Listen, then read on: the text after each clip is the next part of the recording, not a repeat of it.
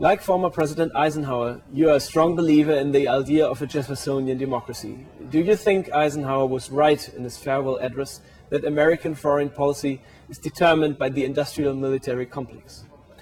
I don't think it's determined by it, but thank you for mentioning Ike, who I think is incredibly underrated. He needs Quentin Tarantino to make him sexy again. But remember, we had 8 years of peace and prosperity under Eisenhower. Peace and prosperity doesn't look that bad right now. And I think that part of what Eisenhower did was acknowledging limits. And look, no one better than the general of the Army to know about the power of the military-industrial complex.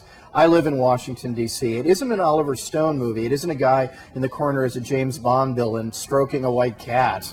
The problem is far more overt, and it has to do with money, corrupting the American process. Here I actually have sympathy with John McCain, who says that the money awash in this does crowd decision makers' dealings. We need to see that the Army is an important part of what America is about, but if it becomes too big a part, what will happen to the United States is what happened to Napoleon's France, Hadrian's Rome, and every other great power in history. We will go into decline through destroying ourselves from within.